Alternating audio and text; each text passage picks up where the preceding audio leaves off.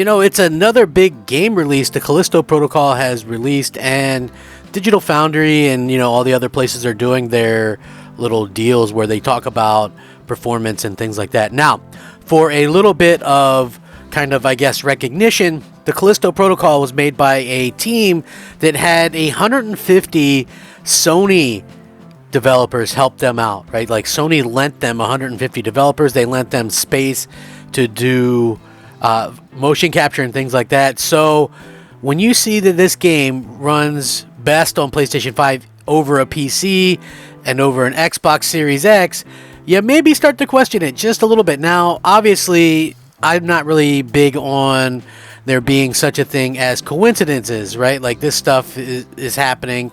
Clearly, they're going to know how to work on a PS5 kit more so than an Xbox or even PC.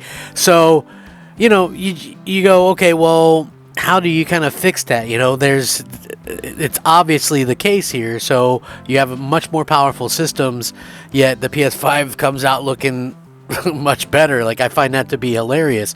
I want to get into it though, because this is something that's a very hot topic on Twitter today, and I'm into it because it's just one of those things where you kind of question some of this thing. I'm not, listen, with how Microsoft and Sony go back and forth, I don't doubt anything these days.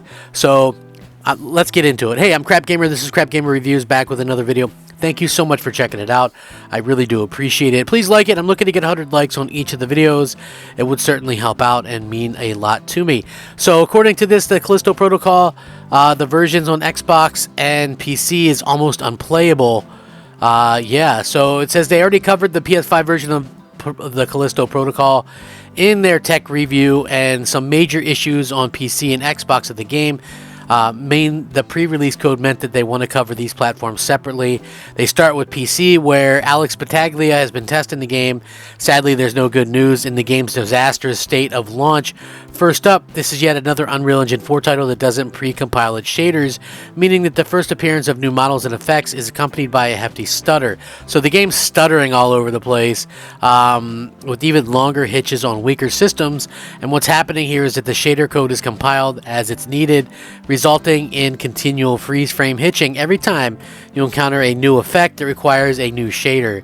Shader compilation stutter is a massive problem with the game, ruining the sense of immersive dread that the game is trying to create, and the only solve by playing through the whole game so the second playthrough is stutter free, where your shader butler when you need them. Haha.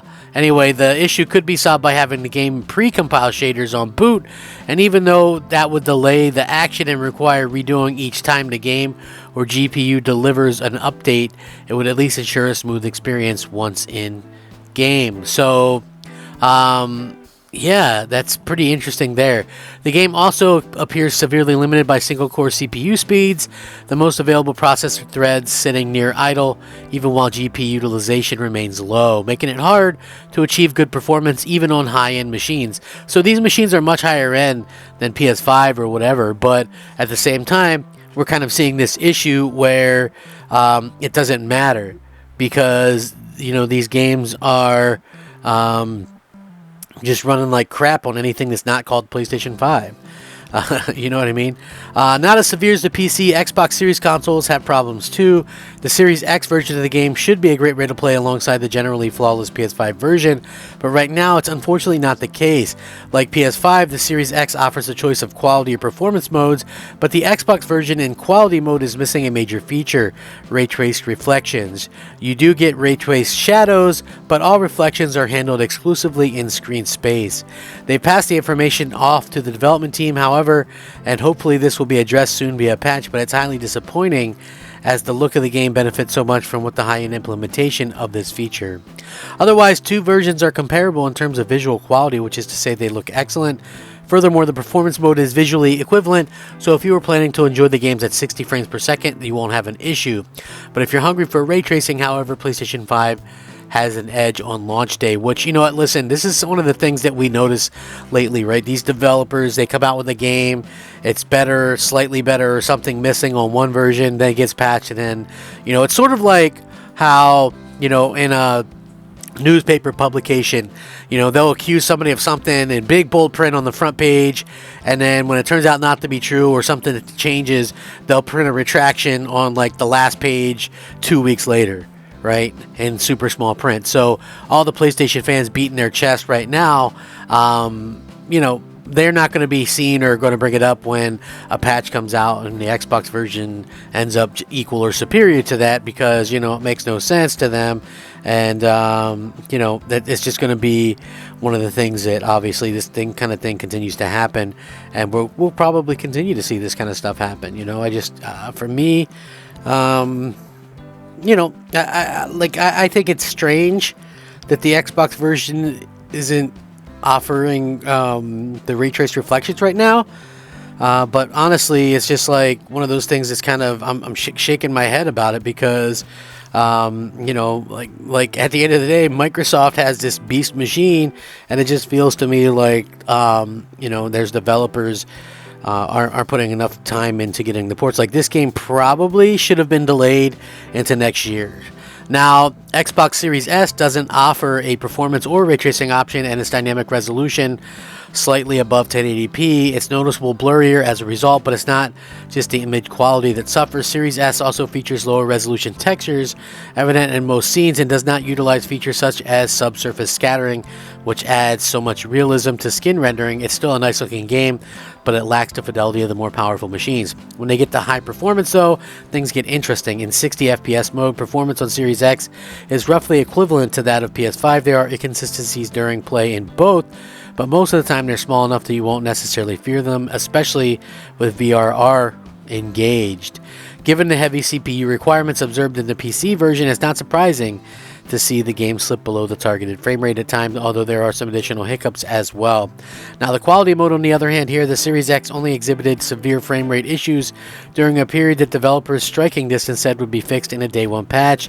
The patch does help solve the most egregious drops below 30, thankfully, but it doesn't restore performance parity to the Series X versus the PS5 version. After one of the patches, we were asked to delete our saves to a certain patch took effect, but still no dice.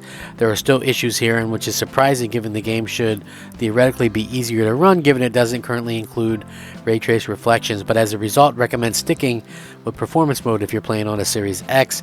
So how about the Series S? Well, thankfully, given how many visual settings were pared back, the S turns in a solid 30 FPS experience. It exhibits some sort of hiccups observed with some of the other versions, but it does not have any of the same problems as the Series X. Basically, you're sacrificing a lot in terms of image quality and fidelity, but at least the frame rate hits 30 most of the time.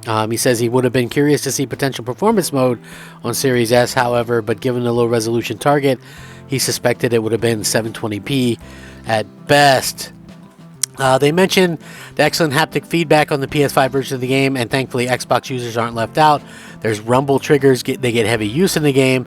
So far right now, the Xbox version wouldn't be the top choice due to these issues or whatever. But yeah, so like for me, I'm sitting here looking at this and I'm thinking, they're mentioning patches and they're mentioning that kind of stuff.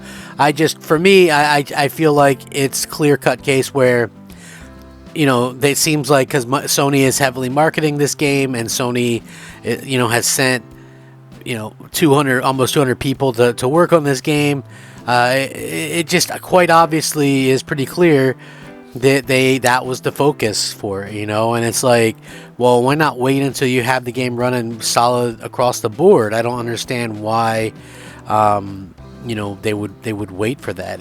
And honestly, it makes zero sense to me, and I hope that they kind of get out there and get this kind of stuff fixed, because again, it rubs me the wrong way knowing that this is something that could easily be fixed, and it should be fixed and running pretty equal on all three, because it's not like, let's just be real, the PS5 isn't nowhere near on par with the high-end PC or the Xbox Series X.